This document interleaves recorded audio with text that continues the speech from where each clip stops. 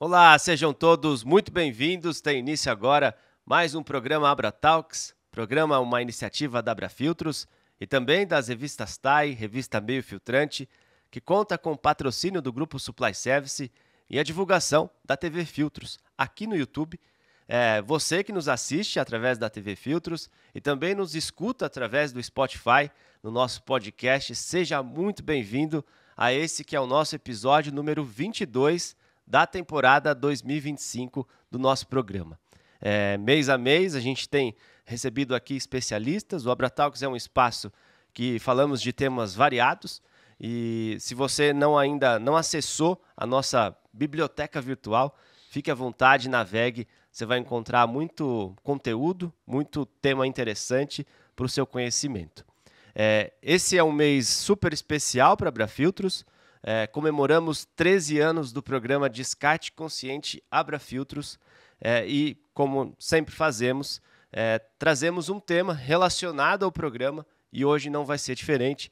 Vamos falar sobre logística reversa de filtros por trás do descarte consciente e temos o prazer de receber ele que faz a engrenagem funcionar. Hoje temos aqui seu Davi Siqueira de Andrade, diretor-presidente do Grupo Supply Service. Seja muito bem-vindo, seu Davi. Obrigado. Olá, amigos. Muito obrigado, viu? É um prazer recebê-lo. Vai ser um bate-papo para que você desse lado, como eu disse, entenda como funciona na prática todo o processo da logística reversa, não só de filtros, mas também como a Supply Service e as suas filiais, né, atuam na questão da gestão dos resíduos. Então, um prazer mesmo recebê-lo. E vamos começar o nosso bate-papo falando um pouquinho da Supply Service. Conta um pouquinho, seu Davi, da história da Supply Service, principalmente da sua representatividade lá em Itapiraí. Foi onde tudo começou, certo? Sim. O município de Itapiraí, aqui no estado de São Paulo, ele está próximo a Sorocaba. Ele é o primeiro município da região do Vale do Ribeira, para quem está ali na região de Sorocaba, Piedade. Um município pequeno, atualmente com cerca de 8.500 habitantes. É uma região da Mata Atlântica. Nós fomos para lá porque inicialmente eu precisava de um local em que fosse doado o terreno. Eu estava em uma situação, saindo de uma sociedade em que eu não conseguia vender a minha parte ao sócio, então descapitalizado, sem recursos, precisava obter um terreno via doação, que não era uma prática comum. Isso eu estou falando há 35 anos atrás. A Supply agora, no mês de agosto, no dia 10 de agosto, completa 33 anos de atividade. Mas estamos em Itapiraí já há 35, que foram 2 anos entre licenciamento, construção e o início das atividades. Itapiraí foi o município que nos concedeu o terreno. Como eu já disse, não era uma prática comum das prefeituras. Hoje sabe-se que isso é um bom incentivo a indústrias, né? Para que se leve empregos, impostos, para o desenvolvimento de um município. Então, por isso, o município de Itapiraí. E comecei também com uma atividade que era o tratamento e descarte de emulsões aquosas de óleo solúvel, que é aquela aguinha, para aqueles que não conhecem bem esse universo, é aquela aguinha branca que se usa para furar, fresar, tornear. É um fluido refrigerante que utilizado para promover a lubrificação, preservar a ferramenta, a peça, não promover a oxidação, né? Na verdade, tem várias funções. E aquilo tem um tempo de vida útil. E num determinado momento precisa ser descartado, trocado, substituído. E essa substituição gera, em algumas empresas, milhões de litros, ou por mês, ou por ano, pelo menos naquela época, 3 décadas e meia atrás. E poucas empresas tinham um tratamento adequado para aquilo. E eu me inseri neste universo, propondo a essas empresas um tratamento externo. Propus retirar aquele material que eles não tinham, não era comercializado, e essas emulsões à época continham em torno de 8% de óleo nelas, O meu objetivo era recuperar esse óleo, com este óleo dar um destino a ele, fazer a reciclagem deles e, por isso, cobrar esse serviço. Sim. Então eu não tinha que comprar matéria-prima, porque a matéria-prima eu receberia por ela. A intenção era que esse fosse colocado na empresa e obteria aí uma venda do óleo removido dessas emulsões. E assim nós somos a empresa pioneira no Brasil no tratamento de efluentes oleosos. E começamos com essa atividade. Durante 8 anos continuamos como pioneiro, sem nenhuma concorrência, e após 8 anos de atividade surgiu o primeiro concorrente. Então foi um mercado que posteriormente nós estendemos para outros estados, com a aquisição da GEA no Paraná, e aí fomos abrangendo essa atividade. E depois vieram outros resíduos oleosos, que vamos posteriormente aqui falar sobre eles, né? Legal. E aí, em qual momento a logística reversa entra na gama de serviços da Supply? E por quê? Ela tá para atender pequenos geradores? Como que foi esse processo inicial? Em 1990, nós trabalhávamos para organizar a coleta de Oluc e do óleo lubrificante usado contaminado. Porque a minha intenção já era, com esse óleo recuperado das emulsões, tentar fazer o re-refino dele e dar uma destinação para novamente ser formulado lubrificantes ou graxas, que era o caminho mais usual para esse óleo recuperado das emulsões. E em 31 de agosto de 1993, logo no início da Supply, foi publicada a resolução CONAMA 9, que determinou que o Oluc deveria ser destinado à reciclagem, determinou esse o artigo 7º, né? Que todo o Oluc deveria ser destinado à reciclagem, e em seu parágrafo 1º, que essa reciclagem deveria ser efetuada através do re-refino. E essa mesma resolução deu obrigações a produtores, geradores, coletores, re-refinadores. Daí eu pensei, precisamos organizar isto, e surgiu então a ideia da logística reversa. Bom, você dá obrigações, mas ficou assim, tá, cada um tem uma obrigação, mas como fazer isso? Como organizar isso? A coleta já existia, já era uma matéria-prima. Eu queria estar nesse mercado com esses óleos recuperados das emulsões. Tanto que eu coloquei também nessa resolução que os óleos lubrificantes usados contaminados e as emulsões aquosas de óleo solúvel deveriam ser destinadas à reciclagem por meio de re-refino. Está lá, quem quiser consultar, resolução 9 do CONAMA. E assim nós começamos a tentar organizar isso, junto ao Sindirefino e tantas outras entidades, né? Então daí surgiu essa questão da logística reversa. Já existia coleta, mas assim, independente, cada um fazendo de uma forma, as empresas fazendo sua própria coleta, coletores independentes, mas não era ainda organizado. E em função dessa resolução é que se começou a se fazer de forma mais racional, se tentar dar responsabilidades e obrigações a cada um desses entes da cadeia. E então essa resolução 9 do CONAMA foi um ponto de partida muito interessante para embasar as outras logísticas reversas que vieram a seguir. Sim. E aí a Supply, qual foram as próximas que vocês... Bom, nós participamos de todas, de grupos de trabalho, da elaboração de todas, da logística reversa dos frascos, do óleo, mas para a Supply, de forma formal, compromisso firmado junto ao governo, a entidades, a indústria, a associação, secretarias de meio ambiente, termo de compromisso, foi com a Abrafiltros. Entendi. Então nós tínhamos assim os programas, estruturamos outras logísticas reversa de outros resíduos, de outros empresas, né? Em outros segmentos, mas uma assim estruturada, juntando, pegando a experiência de outros, foi com a Abrafiltros. Legal. E na época, o saudoso seu Helmut, né, que fez essa aproximação com a Abrafiltros acontecer, certo? Exato. O seu Helmut, nós trabalhávamos para a empresa dele, fazíamos a coleta dos filtros industriais, né? Sim. Dávamos a destinação correta, ele era assim muito entusiasta dessa questão, e ele, através da Abrafiltros, através do conhecimento com o presidente da Abrafiltros, o senhor João Moura, ele um dia me disse, olha, isso que vocês fazem, você precisava conversar com o Moura, com o senhor João Moura, e eu quero marcar uma conversa com vocês.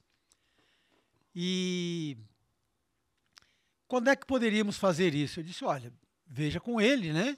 Podemos bater ter um bate-papo aí, uma conversa. Ele falou, eu vou cuidar disso. E através do senhor Helmut, marcamos uma reunião. Eu expus para o senhor João Moura, né, como eram alguns programas que nós já participávamos de logística reversa. Ele ouviu, disse, olha, vamos ter que conversar sobre isso. Sim. Mas ainda assim ele disse, mas precisamos fazer algo diferente, algo que realmente atenda todas as partes interessadas, Sim. que seriam os próprios fabricantes, os distribuidores, consumidores, geradores, as partes interessadas, os órgãos governamentais, e que fosse uma coisa possível, passível de se fazer. E ele gostaria de saber como os demais faziam, não só no Brasil, como fora. Então ele não abraçou a causa, assim, abraçou a causa, mas não o modelo de imediato. Sim. Tanto que o senhor Moura ainda, com digamos assim, uma situação, um momento ainda insípido do programa, da estruturação, ele contratou uma consultoria no exterior, da qual eu pude participar. Nós estivemos, eu não me lembro, mas era um consultor de nome Jeffrey, nos Estados Unidos, que nos assessorou. Eu viajei por uns 15, 20 dias em vários estados, visitamos várias entidades, várias empresas, fabricantes de filtros, visitamos pontos de geração, pontos de troca de filtros. O americano troca muito filtro em casa. Sim. Mas ainda assim, concessionárias de veículos, oficinas de reparo. E tentamos entender e vimos que eles não tinham assim nenhuma preocupação regular com a destinação. Tinha pontos de entrega voluntária, concessionárias davam uma destinação para coleta, mas nada, cada um fazia de forma independente. Canadá, a mesma coisa. Aproveitei que eu tinha um filho cursando universidade em Bruxelas, na Bélgica. Usei das férias dele para fazer uma pesquisa assim, voluntária, né? Olha, filho, vá lá nos pontos de geração, nas concessões, mesma coisa que foi feito. Tente se informar em alguns países vizinhos ali à Bélgica, né? Também não tinham nada organizado nesse sentido. E juntando essas informações com o que já havia no Brasil, na questão dos frascos, questão do óleo usado e outros programas, né? E trouxemos um relatório, um levantamento para o senhor João Moura. E, diante disso, passamos a elaborar um programa, estruturar um programa, onde nós colocamos aquilo que entendíamos em outros programas ou era não muito, poderia ser mudado com relação às vezes à coleta ou ao sistema do kit, que nós chamamos do kit coletor, que fica no gerador, na forma de transportar, na forma de informar, na informação, de como gerir isso tudo, da parte também do fabricante. Visitamos fabricantes, ele nos permitiu participar das reuniões junto à Secretaria de Meio Ambiente, junto à CETESB, no caso aqui em São Paulo, coisa que em outros programas nós não participamos como operador logístico. Então, quando dessas reuniões, tanto com o fabricante, tanto com distribuidores, com geradores, com Secretaria de Meio Ambiente, órgãos reguladores, nós podíamos dar o nosso parecer. E junto também a todos os envolvidos, todos os agentes. Sim. Isso foi muito bom. Até porque a participação de vocês foi alvo de votação, naquela época, de todos os associados participantes de um futuro programa, certo? Correto. Isso. Mas a anuência deles, né? Exato. E isso foi muito importante, porque nós tivemos a oportunidade de passar a todos a nossa experiência, e o programa saiu montado assim a várias mãos, a várias cabeças pensantes, a todas as partes envolvidas. Sim. E isso fez com que o programa saísse já desde o início, cumprindo com as suas metas, com as suas obrigações, entregando aquilo a que se prestava dentro da legislação, dentro das obrigações pactuadas, e um programa que seguiu em frente, sempre crescendo, sempre cumprindo as metas, muito elogiado, muito utilizado como exemplo, hoje em vários estados do país, e fomos até, às vezes, chamados e recebemos, né, entidades de outros países para entender como funciona, para passar para eles um pouco disso. Então é um exemplo não só para o Brasil, como para muitos países. Exatamente. E, seu Davi, falando um pouquinho da questão de regulação, de licenças, você saberia me dizer quantas licenças, certificados hoje envolvem a logística reversa? Porque eu sei que é um cuidado muito grande, um cuidado, lógico, que está na lei, mas vocês fazem isso com uma precaução muito grande. Quantas licenças, regulações envolvem aí a questão da logística reversa dos filtros?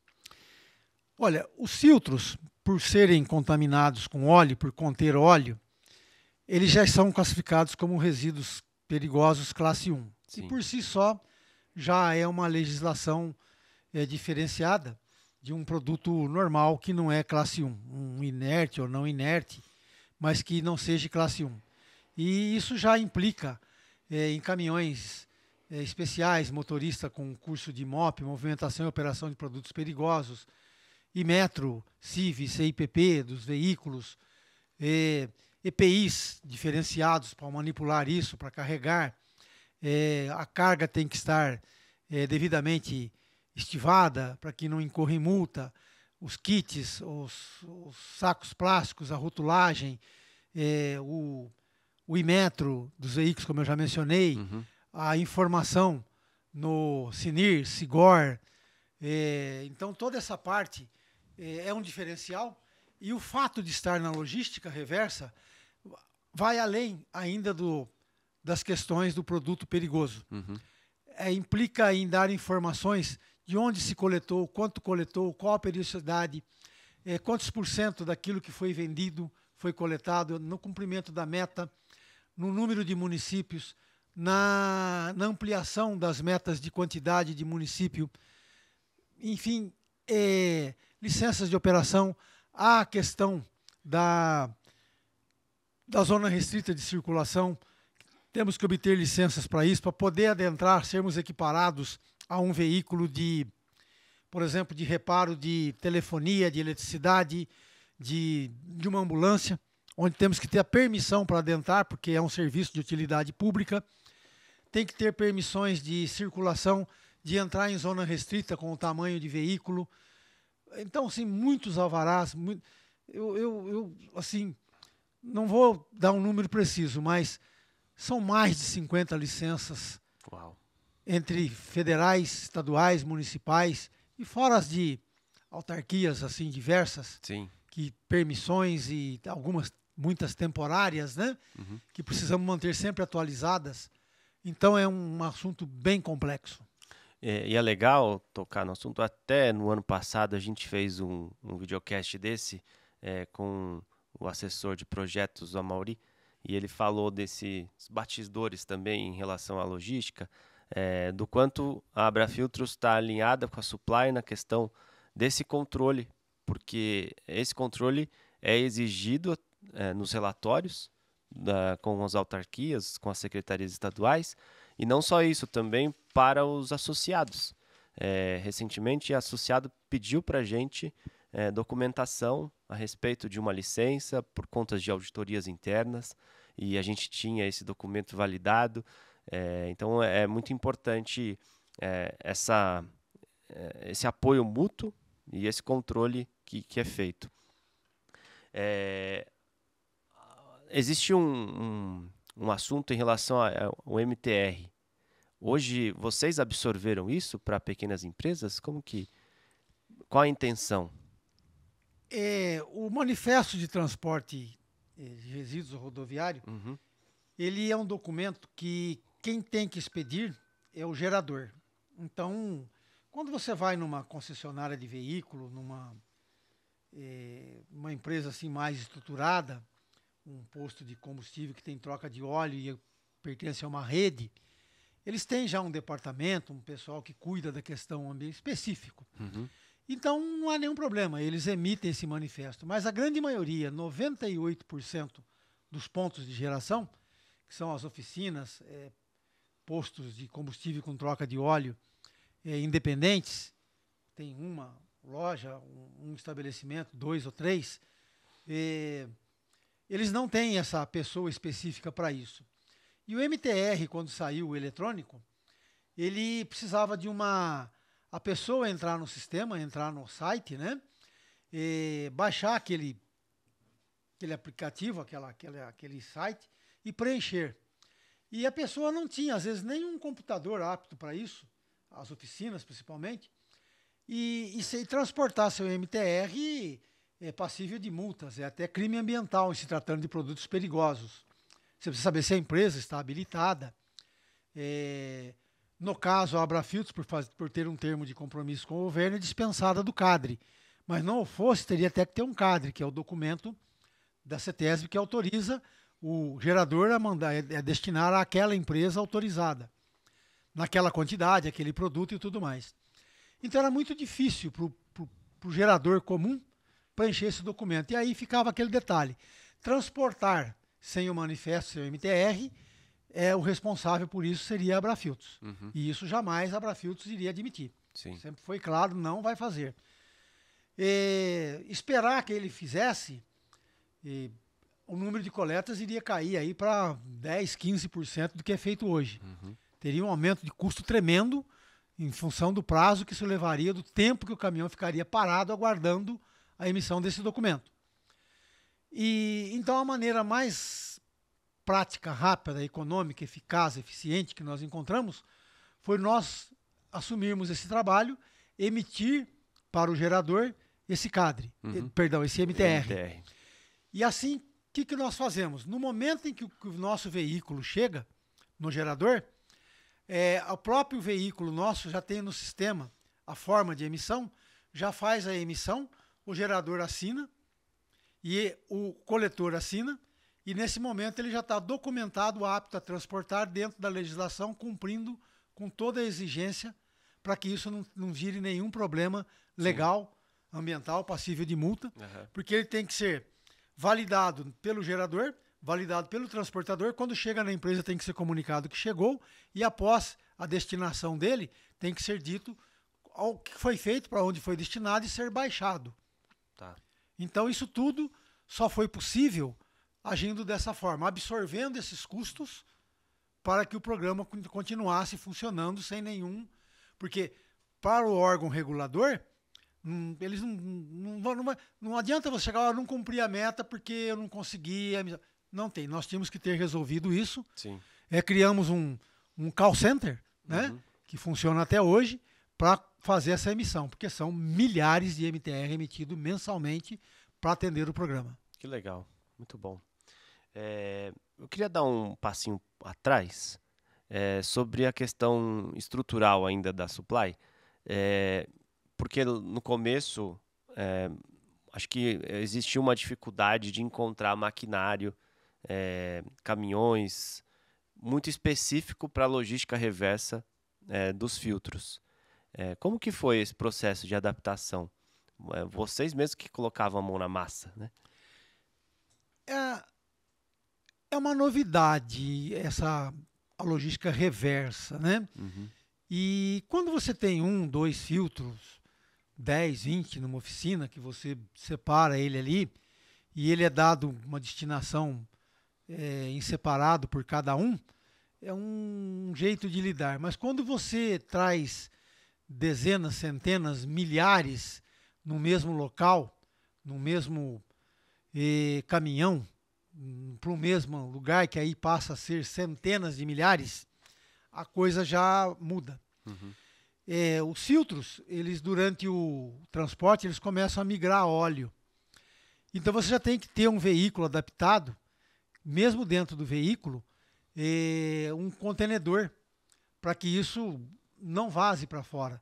Então os nossos veículos, você adquire, por exemplo, um caminhão baú, não pode ser um caminhão normal do jeito que ele vem do fabricante.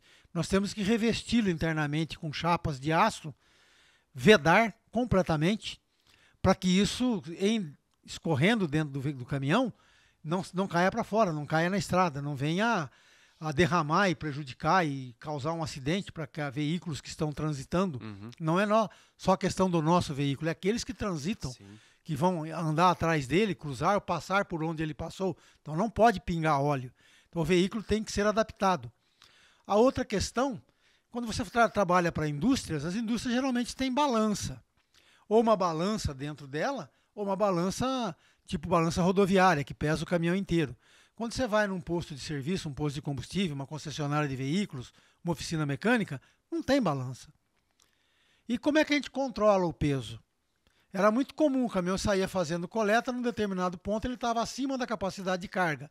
Era multado, e a multa, quando você tinha assim 30, 40 coletas dentro do caminhão, tinha policial que autuava um por um. Ele multava o gerador, ele multava o transportador e o destinatário ou o receptor, que somos nós. Ele fazia 3 multas para cada coleta. 30 coletas, 30 dava 90, 100 multas. Sim. E nós acabávamos pagando todas. Porque se não paga, chega no fim do ano, vai licenciar novamente o veículo, tem uma multa pendente, não faz o licenciamento, o gerador, o caminhão no veículo não é dele, ele fala, não vou pagar. E a gente acabava absorvendo todas. Uhum. E aí nós criamos um sistema de pesagem próprio, desenvolvemos um software por nossa conta, em que a coleta, o filtro é pesado no momento da coleta. Antigamente nós rotulávamos um por um, chegava na empresa, pegava um por um, pesava, e aí é que registrava. No momento da coleta, nós não sabíamos quanto havia coletado em cada um. Só sabíamos ao chegar na empresa. Que aí que nós fazíamos, essa aqui veio da empresa tal, CNPJ tal, deu tantos quilos e lançava. Hoje não. Com essa balança, o que nós fazemos? Pega um caminhão que o limite de transporte dele é 3.500 quilos. Então nós lançamos toda a coleta nele, é feita a logística, do mais distante para o menos distante. Então ele vai vazio e começa a coleta no mais distante. E vem voltando. Ele tem 3.500 quilos de peso permitido de transporte, o programa só lança ou aceita até 3.350 quilos, deixando uma margem de 150 quilos. Ele começa a vir, coletou num determinado ponto 40 quilos. Então ele vem deduzindo. Mesmo que não terminou as coletas, se deu 3.350 quilos, ele apaga a tela. Aí o nosso funcionário, o nosso colaborador, não sabe mais para onde ir, ele tem que voltar para a base, porque já deu o limite de peso. Então foi uma forma que nós encontramos de não ser mais multados, de não mais infringir a legislação e não ter não conformidade. Sim. Porque agora ele é pesado no próprio veículo e controlado o peso. Então foram programas, maquinários, foram sistemas que nós desenvolvemos. Então o revestimento do caminhão interno para não vazar, o sistema de balança.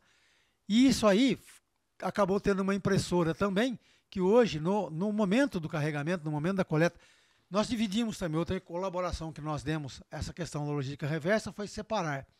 Nós chamamos hoje de recolhimento, o ato de chegar no gerador, tirar dali e colocar no caminhão. Transporte ou coleta, né, o ato da gente coletar, e depois o transporte. Recolhimento é o ato da troca, quando o cara retira um filtro, por exemplo, do veículo, e coloca ali no kit, isso é recolhimento. Coleta é o momento que nós vamos lá, coletamos e colocamos no nosso caminhão. Transporte é o momento que o caminhão está saindo do gerador e vindo para a empresa, para a nossa empresa. Então nós separamos para dar assim direcionamento a cada fase. Legal. Dar responsabilidades, dar organização, instruções para cada fase. E criamos também a impressora, uma impressora térmica que no momento da coleta, o gerador, o ponto onde estamos coletando, ele é informado e fica com uma via. Olha, CNPJ tal, endereço tal, nome tal, estabelecimento tal, foi coletado na data e horário tal, tantos quilos do filtro. E fica com ele uma via, que ele vai conferir quando nós fizermos o MTR, né, emitimos o MTR no momento agora, vai dizer que aquilo foi dado a destinação correta. E a Abrafiltros, isso é online hoje, então nós não precisamos mais que o veículo chegue na empresa para saber quantos quilos veio de cada um. Já no momento da coleta, já está sabendo quanto está vindo de cada um. Legal. Facilitou muito na empresa, na seleção do material, porque a gente já vai informando também ao programa da Abrafiltros cada coleta que foi feito em tempo real. Legal. Então, e equipamentos. Quando o filtro chega na empresa, antes fazia triagem para saber o que veio de cada um, hoje não mais. Já está sabendo onde foi coletado. Então já vai separar, passa por uma esteira de triagem para ver se ali dentro tem somente filtros.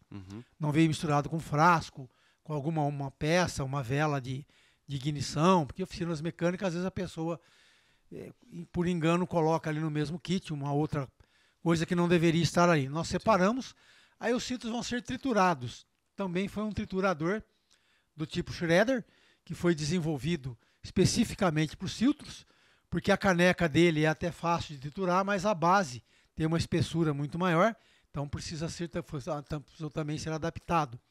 E ele tem que ser separado dele o elemento filtrante e o óleo. E nós fazemos no mesmo processo, num único circuito, a separação do elemento filtrante, do metal e do óleo. Tá. E cada um desses é dado uma destinação. Legal. E hoje toda essa estrutura, e aí especialmente os caminhões, é tudo da Supply? Nós operamos com frota própria, são todos veículos nossos, né? Não só aqui na Supply, como também nos outros estados em que temos as empresas que operam também para a logística reversa da Abrafiltros. Legal. Muito bom. Em relação a... Você tocou num ponto da tecnologia, essa questão da adaptação de uma transmissão simultânea de informações, como que vocês enxergam esse absorver mesmo das novidades que o mundo tecnológico, o mundo moderno vai forçando, né, vocês a se adaptarem? Olha, tem bastante coisa. A gente vê muito assim quando você trabalha montando, fabricando um produto. Os programas, obviamente, você tem que dar a ele as informações, dizer o que você quer, para que eles operem, atuem e lhe dê o que você precisa. Mas quando se trata de resíduos, é um pouco mais complicado, porque nós desmontamos um produto. Eu parto do contrário. O filtro ele vira 3 subprodutos. Ele vira o aço, ele vira o elemento filtrante e ele vira o óleo. E ele tem que ser um todo. Por exemplo, o óleo, na nossa empresa, ele vai para o re-refino. Então, ele no nosso programa, ele é uma matéria-prima que, como é que eu atribuo um valor para isso? Ele chegou lá, os custos que eu tive para coletar o filtro, eu atribuí isso aos custos operacionais do processo da logística reversa com a Abrafiltros, do programa de descarte consciente. Então ele entrou, teoricamente, a custo zero. Então é uma matéria-prima que não tem custo para nós.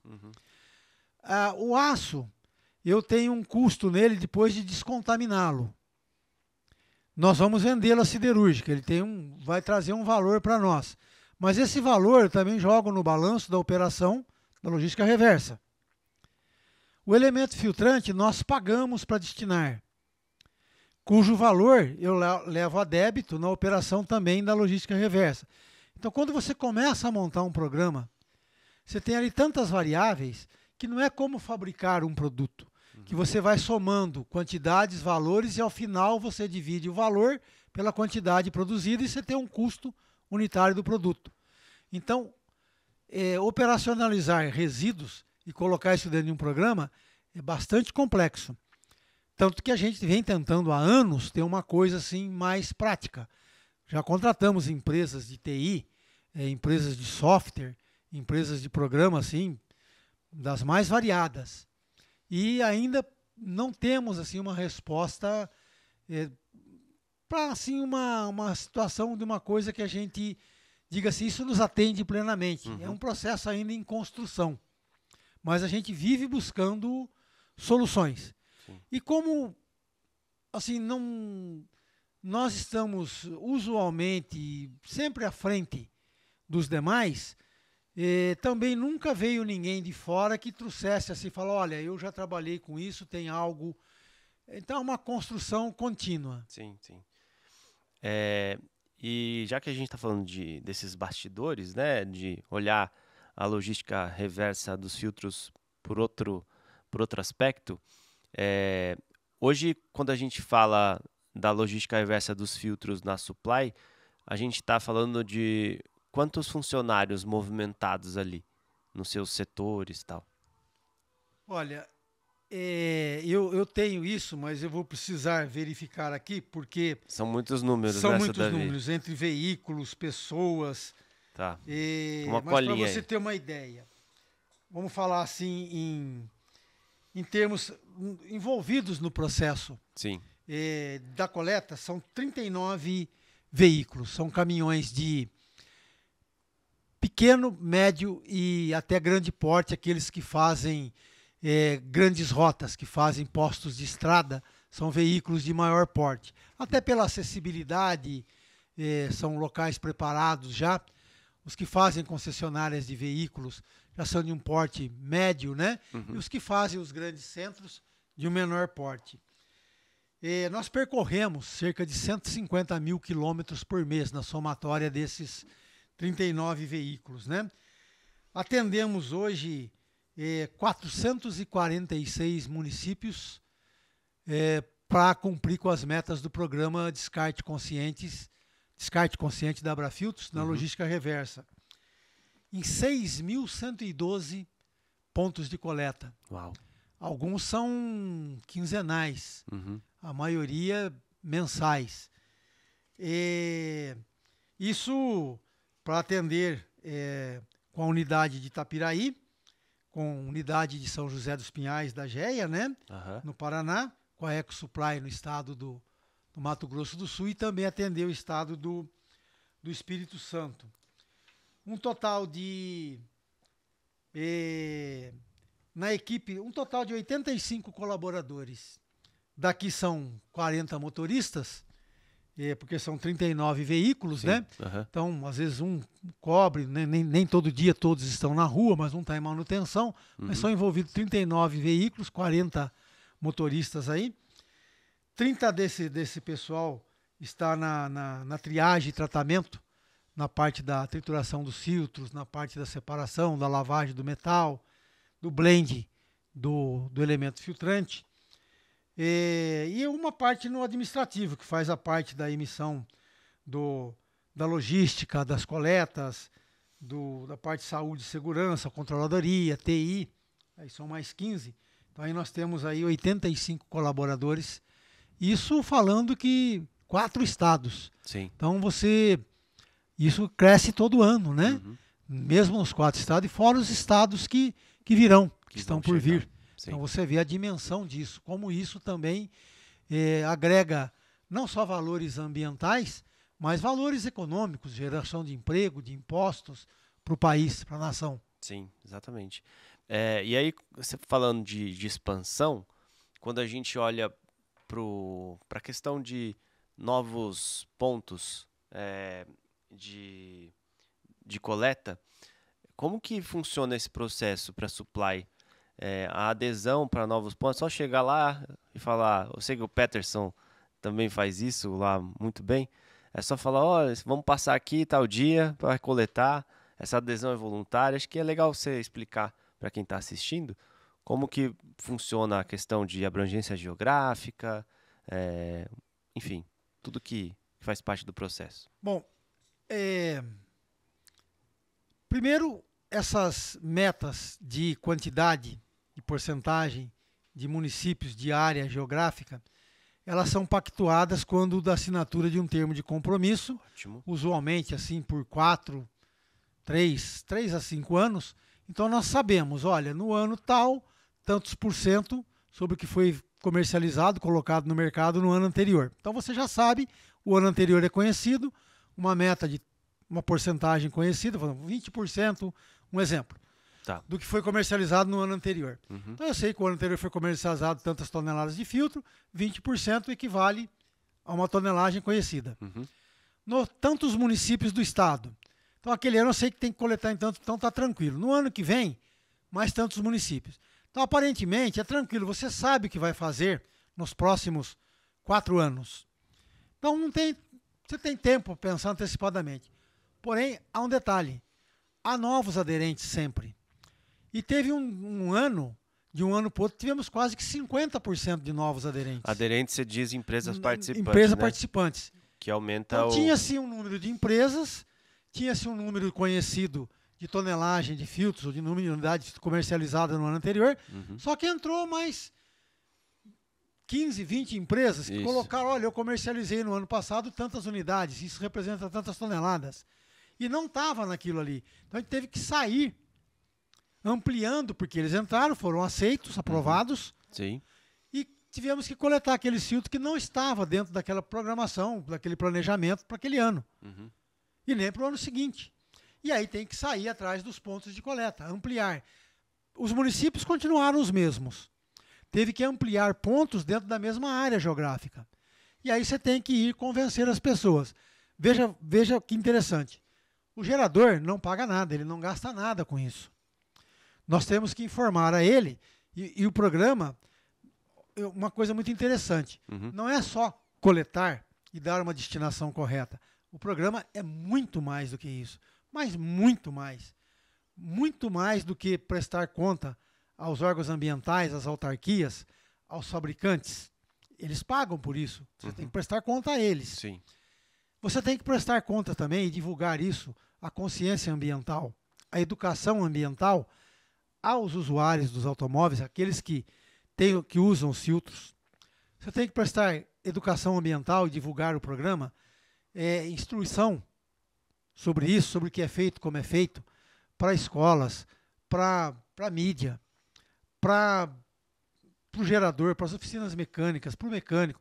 Então você tem que dar transparência do programa e dos impactos ambientais disso, para ensinar as pessoas, para educar, de como separar, de como fazer com que isso não venha agredir o meio ambiente, a saúde, as pessoas.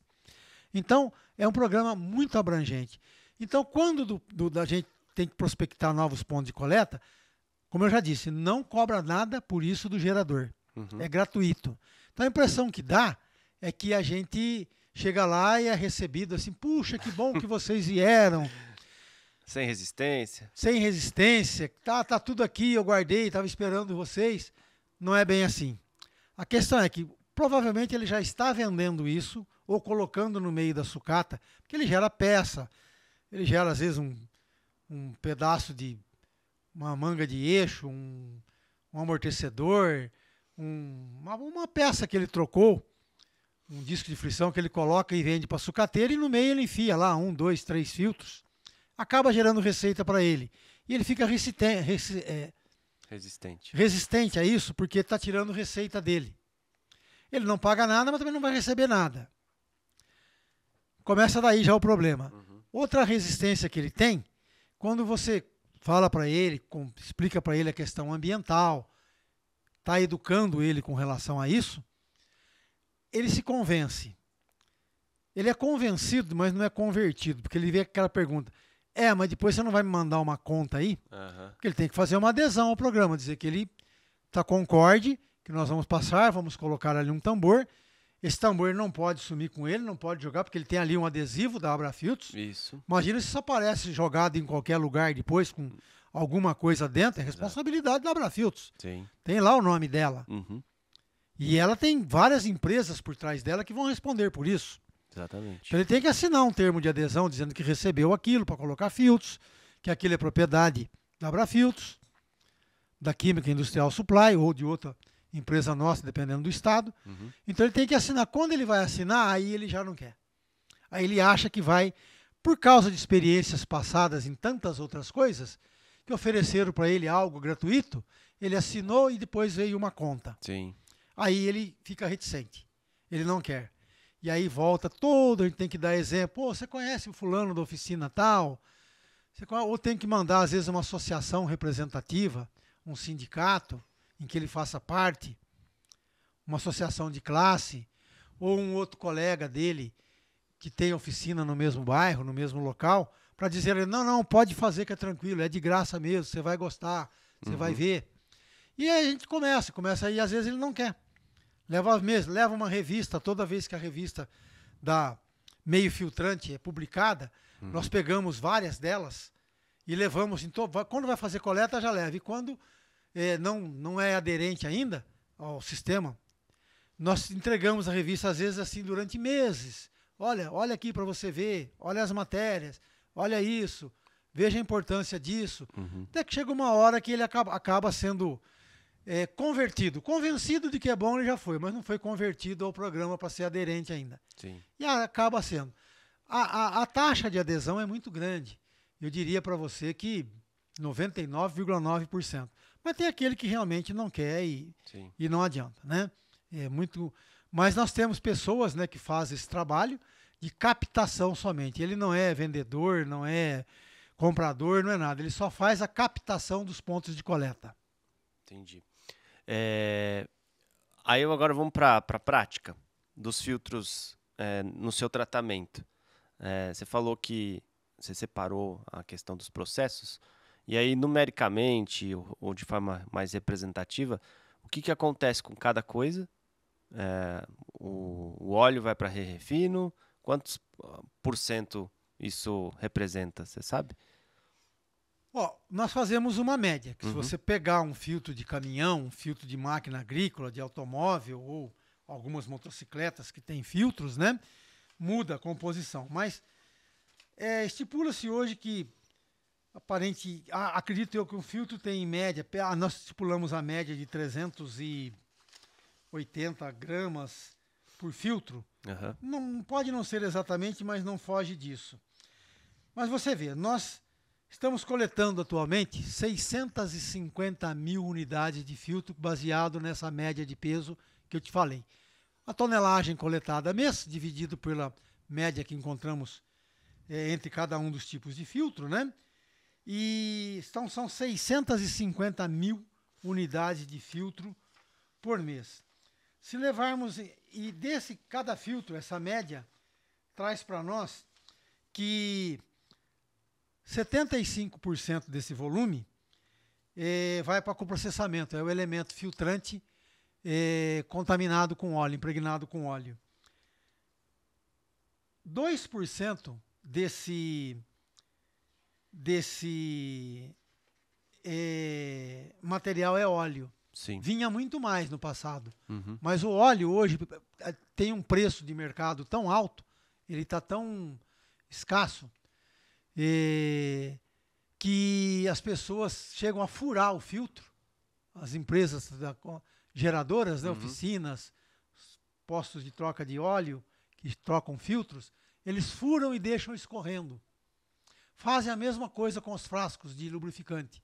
Deixam de ponta cabeça escorrendo e por dias antes de colocar no kit, para obter o máximo possível de óleo. Então diminuiu muito, mas muito, a quantidade de óleo. Inicialmente nós chegávamos até 8, 10% do peso do filtro era óleo. Hoje tem empresa que compraram até uma prensa para espremer ele. Pra você ter uma ideia que ponto chegou por causa do valor do óleo ali existente. Então hoje o óleo representa 2% e o metal 23%. Então nós temos assim a divisão. 75% do volume vai para coprocessamento. Quando você fala em coprocessamento, para quem está assistindo, o que significa? Coprocessamento é o que nós chamamos de enviar esse material para queima em fornos de indústria de cimento. Ele vai gerar energia, gerar calor. Legal. Ele queima em substituição, nós chamamos de CDRP, combustível derivado de resíduos perigosos. É o ato de se queimar isso, basicamente em indústria de cimento, para tocar o forno, para se fabricar o cimento. Legal. Então isso é substituído por combustível fóssil, ou por gás. Então é um combustível. Combustível derivado de resíduo perigoso. Ele entra em lugar do coque, de outro tipo de combustível. 23% é metal e 2% é óleo que vai para o re-refino. O re-refino é o ato de transformar esse óleo preto, esse óleo queimado, como o óleo de cárter do automóvel ou outro óleo usado qualquer, em óleo básico para ser formulado lubrificante outra vez. Legal. E na questão do óleo, a Supply é refinadora? Sim, nós somos re-refinadores. Isso. O óleo não sai dali, não vai para outro lugar. Ele, na própria Supply ele é re-refinado. Legal. E tem é muito legal, porque o seu Davi vai falando, e quem já teve a vivência de participar, a gente normalmente faz uma visita monitorada com os participantes do programa lá nas instalações da Supply, e é muito legal ver, ouvir o senhor falar e se remeter a cada processo acontecendo. E tem um lance da água que é tratada, né? De todo o processo, vocês mesmos que tratam essa água. É uma pergunta bastante pertinente, interessante. No processo da reciclagem dos filtros, como eu disse, nós separamos eles em 3 elementos. O metal, o elemento filtrante, e o óleo que está ali dentro nele, que fica preso nele, que sai quando da desmontagem dele, né? Da trituração. E no processo dessa reciclagem gera água. Não é a água que está no filtro, durante a reciclagem. E onde essa água é gerada? Ela é gerada no re-refino deste óleo que nós removemos daí. O processo de re-refino gera água. É uma água que precisa ser tratada, que não pode ser descartada em corpos de água, em rio, lagoa ou rede de esgoto sem um prévio tratamento. E a água, porque quando nós trituramos o filtro, ele é triturado inteiro. E o metal, durante o processo de trituração, quando ele é separado do óleo e do elemento filtrante, ele está sujo de óleo. E a siderúrgica não aceita ele nessa forma. Ele tem que ser lavado. Lavado para tirar esse óleo do metal. E quando lava, a água fica com a sujidade esta que é o óleo contido no metal que foi removido para poder ter condições de enviar esse metal para a siderúrgica. Sim. E essa água oleosa, que aí vamos voltar ao início de como a Supply nasceu, que é o tratamento dos efluentes das águas contaminadas com óleo, aquelas emulsões oleosas, né? Então essa água, para nós tratarmos, é o nosso métier, é a nossa expertise, Sim. nossa especialidade, mas precisa ser tratada. E nós fazemos isso internamente, que é o nosso escopo, o nosso negócio inicial. Então, tanto a água gerada no re-refino do óleo, quanto a água gerada na lavagem do metal dos filtros, é tratada internamente. Nós temos que tratá-la, descontaminar essa água. A água tem que atender a padrões legais para despejo, seja em corpos de água, rio ou um outro corpo de água, ou despejada em rede de esgoto. Nós nem despejamos em corpo de água, nem em rede de esgoto. Nós enviamos diariamente para tratamento na Sabesp para um posterior tratamento biológico. Somos uma das poucas empresas que fazemos isso, porque temos alguns clientes muito exigentes que eles privilegiam isso. Eles querem que seja feito assim, querem esta garantia de que nenhum problema vai haver despejando diretamente um rio ou um corpo d'água, porque eles podem fazer assim, e se por alguma razão houve uma falha no controle de qualidade, um problema de processo, e vocês despejaram uma água contaminada que não estava dentro da qualidade num corpo de água e causou um acidente ambiental. O gerador, quem enviou para nós é que responde por isso. Nós podemos ser acionados por ele, mas quem responde pelo resíduo gerado é ele, o gerador. Então eles privilegiam essa coisa que nós fazemos, essa prerrogativa nossa, essa iniciativa nossa de enviar a Sabesp para um posterior tratamento biológico, de forma que digamos que não está numa qualidade ideal, mas vai ainda ter um interceptor, que é o tratamento biológico, e só depois ser lançado em um corpo d'água. Então, nós fazemos isso desde o início da empresa, desde o início das nossas atividades, há 33 anos que vai fazer agora no mês que vem, enviando diariamente, ininterruptamente, sábados, domingos, feriados, caminhões transportando o nosso efluente tratado para a Sabesp para um posterior tratamento biológico. Que legal, muito bom. Quando a gente fala da logística reversa dos filtros, até pela essa questão da classificação de resíduo perigoso, o nosso retorno para a cadeia ele não acontece diretamente como outros materiais, outros produtos. Não há retorno financeiro para os fabricantes, enfim, e também não há destinação para aterro sanitário, certo? Correto. Nada vai para aterro sanitário, nem o óleo, nem o elemento filtrante, nem o metal. Não há remuneração, não há reversa, né? Remuneração reversa aos fabricantes, mas, contudo, aquilo que nós temos um crédito, né? Como o óleo para nós é matéria-prima, o metal nós temos uma pequena remuneração, a preço de mercado, preço de sucata. Então, isso contribui para a formação do custo e, obviamente, isso reflete no preço quando de proposta, né? Para uma logística de custos para a Abrafiltros, né? Para o sistema. Sim. Então, assim, não há uma remuneração direta, mas esses créditos são considerados na hora da formação do custo. Legal. Falando agora sobre curiosidades, coisas inusitadas que envolvem a logística reversa, e aí se o senhor tiver alguma história ou alguma coisa que é legal que quem está assistindo saiba, não só destinada ao filtro ou outro produto, você tem para compartilhar? Bom, assim, às vezes assim, o fato de um kit estar em alguns locais, troca de óleo, assim, vem fralda, serviço, vem assim, fralda, vem umas coisas inusitadas assim no meio. Essa dificuldade de convencimento das pessoas é uma cultura, coisa do Brasil, né? As pessoas foram tão enganadas, tão assim já penalizadas por estar acreditando que está recebendo uma coisa de graça, gratuitamente, depois são penalizadas com um boleto que aparece lá. Fatos assim, outras coisas que não deveriam acontecer, por exemplo, às vezes nós somos multados.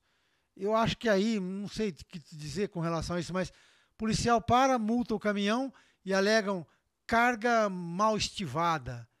Puxa vida, como assim mal estivada? Ele vê aquele monte de filtro dentro de um caminhão baú, é todo o mesmo produto, a mesma categoria, está dentro de um caminhão com portas fechadas, né? Dentro de um contenedor ali, um contenedor maior. O que quer dizer com mal estivada? Então, quer dizer que se estivesse dentro de uma caçamba, a caçamba é aberta. Aí ele não ia dizer, ele ia chamar de granel. Então aí não está mal estivado aquele monte de filtro.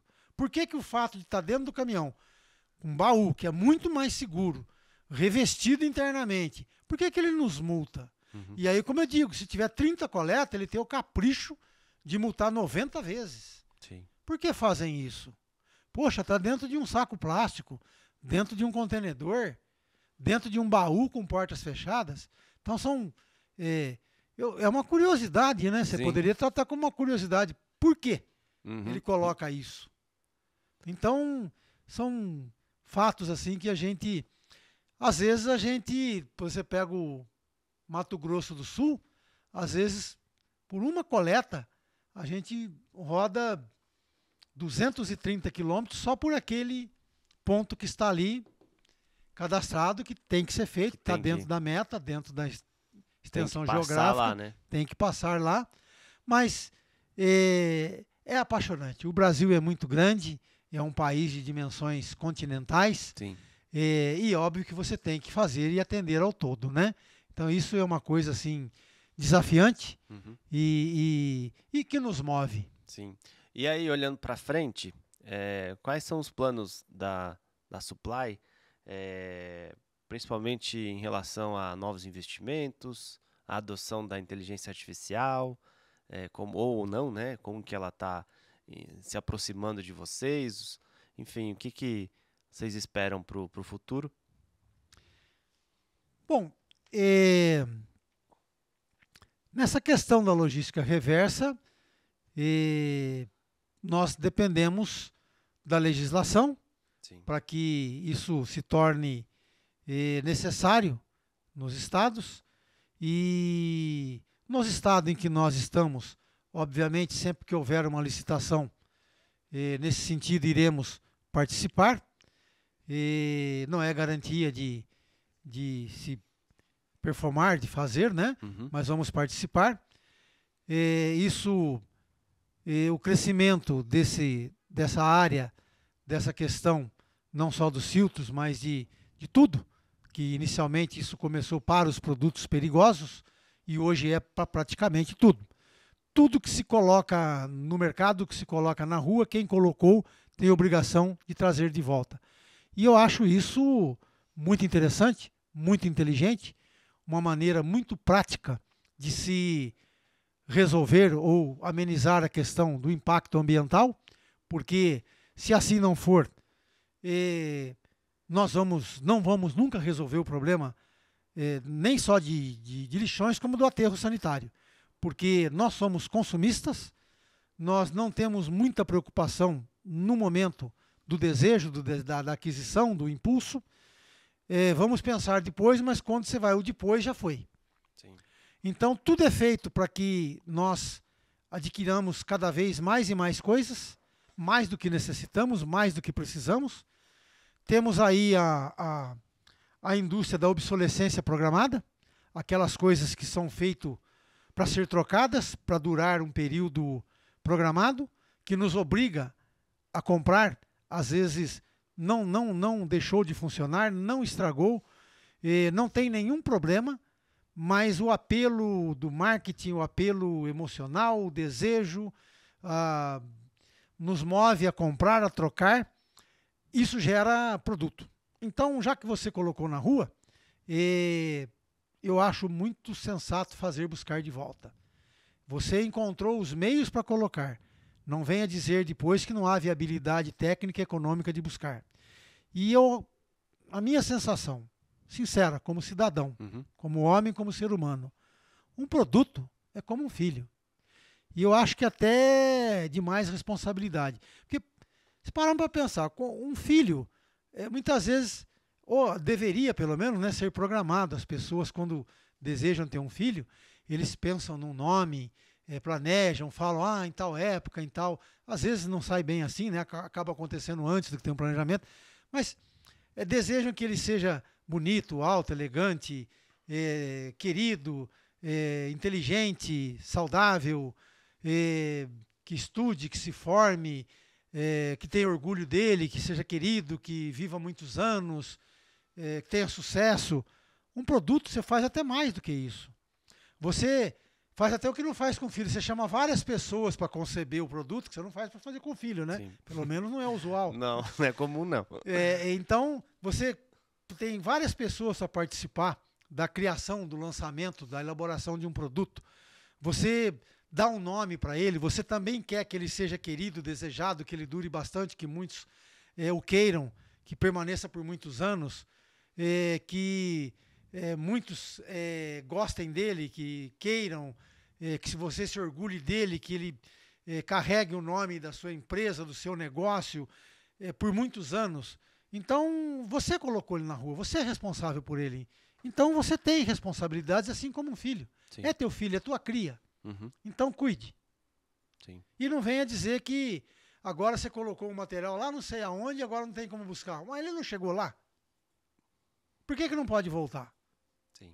Então, no meu entender, a logística reversa é uma excelente ferramenta de mudarmos essa questão do consumismo desenfreado e do lixo, ou do resíduo, ou do produto descartado de qualquer forma, sem achar que isso não tem consequências. Porque quando você começa a ter que pensar e se responsabilizar por aquilo que você pôs para fora, você começa a mudar a forma de ver. Sim. Começa a ter um design ecológico, como é que eu trago isso, dá para desmontar para trazer, dá para diminuir o custo de transporte, muda todo uma forma de ver, uma forma de planejar. Sim. Então isso é muito importante. E com relação à inteligência artificial, digamos assim, é um computador mais elaborado, né? É uma forma mais rápida, mais eficiente. A velocidade dos computadores, dos processadores aumentaram, ele capta mais informação e te devolve mais informação. E não tem como ficar de fora. Sim. Não tem como. Então, quando vier algo que possamos se utilizar dela, vamos, obviamente, buscar isso e introduzir na nossa empresa. Legal. Para a gente finalizar, porque se deixar, a gente fica o dia inteiro aqui conversando sobre o programa, sobre a logística. O senhor é um expert no assunto, está acompanhando a trajetória do programa desde o seu início. Qual a sua visão, principalmente num momento tão importante agora, a gente talvez em setembro já ultrapasse 50 milhões de filtros reciclados, e estamos esse mês completando 13 anos de história. Uma mensagem ou a sua visão sobre o programa para quem nos assiste?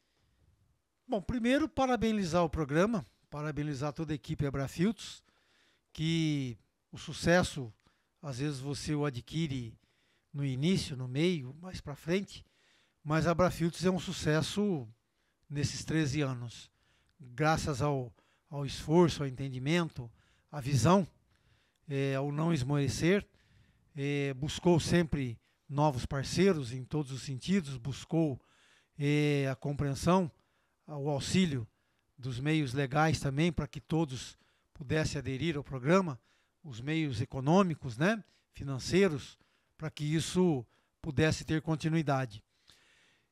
Não tem volta, como eu disse, o mundo precisa disso.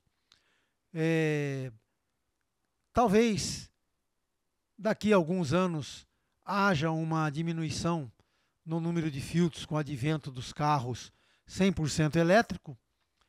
O híbrido vai fazer uma quilometragem maior, talvez a recomendação de troca daqui um pouco seja um pouquinho de mais quilômetros rodados por troca de filtro, então vai haver uma diminuição.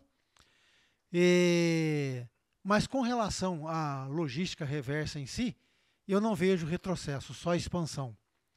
Mais estados querendo implantar nas suas áreas geográficas, né, esse mesmo programa, com certeza pedindo à Abrafiltros que dê o modelo, que dê o toque, que dê o tom de como isso deverá ser feito, não só para filtros, mas para tantos outros produtos, como já dissemos aqui, e isso é muito bom para a humanidade, porque hoje já há meios, né, e de certa forma a gente tentar melhorar isso, dar mais produtividade, menor custo, para que todos seja realmente uma política, um programa, uma ação de ganha-ganha. Sim, muito bom. Logística reversa de filtros por trás do descarte consciente. Esse foi o nosso bate-papo de hoje. Muito obrigado, viu, seu Davi? Em nome do nosso presidente executivo, João Moura, parabenizar também a Supply, porque vocês são um dos pilares aí do programa, um grande suporte, grande apoio que caminha junto aí nesse sucesso e nesse reconhecimento. Muito obrigado, leve nosso abraço para toda a equipe, em todos os cantinhos que vocês atuam. Eu agradeço em nome de todas as empresas que fazem parte do Grupo Supply, em nome de toda a nossa diretoria, dos nossos colaboradores que também fazem com que isso aconteça. Mais uma vez, o nosso muito obrigado. Valeu. Bom, gente, esse foi mais um episódio número 22 da temporada 2025, programa Abratalks. Se você gostou, curte, compartilha, acesse os outros programas que complementam essa história. A cada ano aí a gente vem trazendo e contando todos os bastidores, os resultados do nosso programa Descarte Consciente Abrafiltros, comemorando seus 13 anos de história. Muito obrigado e até mais o próximo episódio. Tchau, tchau.